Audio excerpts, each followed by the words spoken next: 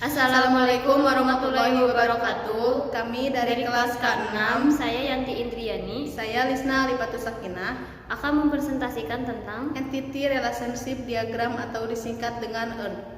dosen pengampu dari Bapak Purnama. Mata kuliah basis data. Assalamualaikum warahmatullahi wabarakatuh. Di sini saya akan mempresentasikan tentang Entity Relationship Diagram atau disingkat dengan ERD. Pengertian dari ERD, Entity Relationship Diagram, adalah suatu diagram yang digunakan untuk merancang suatu basis data, dipergunakan untuk memperlihatkan hubungan atau relasi antar entitas atau objek yang terlihat beserta atributnya. Apa itu ERD dan fungsinya?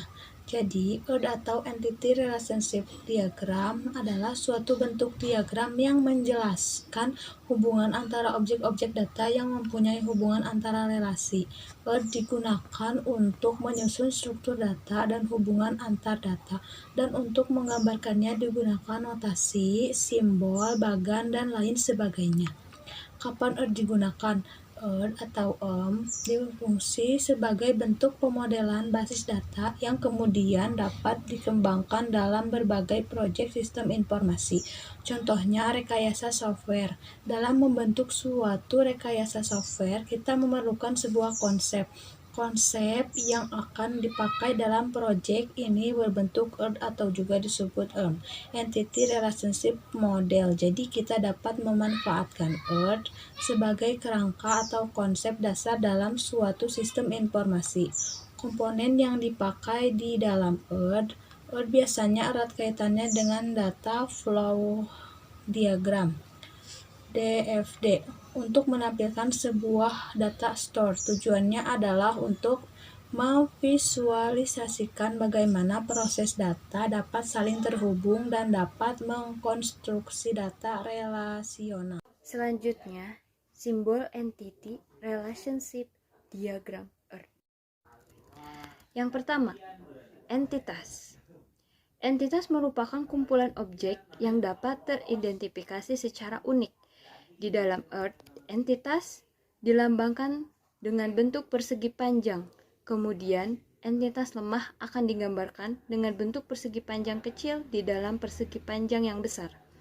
Untuk entitas lemah digunakan untuk melambangkan entitas yang memiliki hubungan dengan entitas lain atau tidak unik. Yang kedua, atribut. Untuk setiap entitas, terdiri mempunyai atribut yang berfungsi untuk mendeskripsikan karakteristik dari entitas tersebut. Untuk penggunaan atribut kunci key adalah pembeda dari entitas dan atribut yang mana, diwakili dengan simbol elips. Beberapa jenis atribut yang sering digunakan. Atribut kunci merupakan atribut yang digunakan untuk menentukan data yang bersifat unik. Pada umumnya, data dari atribut key berbentuk angka. Contohnya, NIM, nomor induk mahasiswa, nomor KTP, SIM, NPWP, dan lain sebagainya. Atribut simpel, yaitu atribut yang tidak dapat dipecah lagi atau atomik dan bernilai tunggal.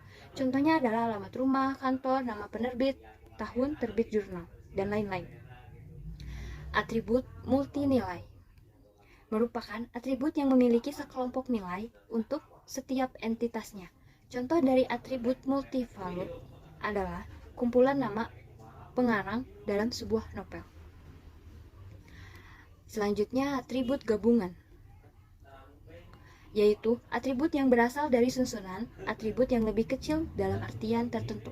Contohnya adalah data terkait nama lengkap yang terdiri dari nama depan, tengah, dan belakang. Yang terakhir, atribut derivatif merupakan atribut yang berasal dari atribut lain dan tidak bersifat wajib untuk ditulis pada ERD. Contohnya adalah usia, selisih waktu, kelas atau ruang, dan lain sebagainya. Yang ketiga, ada relasi. Relasi adalah sebuah hubungan antara beberapa jenis entitas yang berasal dari himpunan entitas yang berbeda.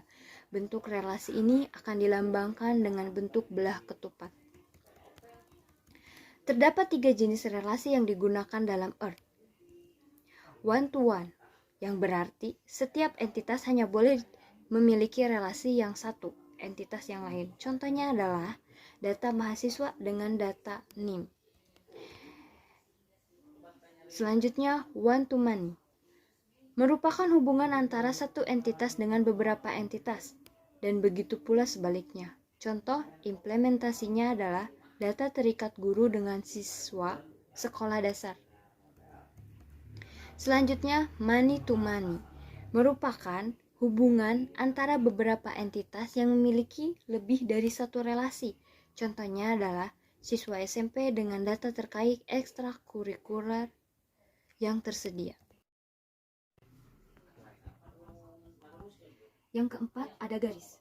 Garis berfungsi untuk menghubungkan antar atribut sebagai bentuk hubungan entitas yang model dari diagram Earth itu sendiri.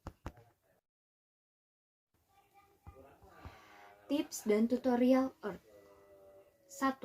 Sebelum menyusun kerangka Earth, kita harus menentukan entitas apa saja yang diperlukan dalam struktur ini.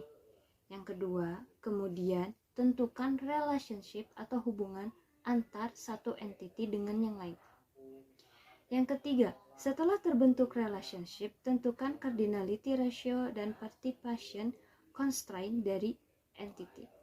Yang keempat, beri atribut yang diperlukan pada tiap entity. Yang kelima, beri key dan LRS, logika relational struktur, pada masing-masing entity yang diperlukan. Sekian dari saya, terima kasih.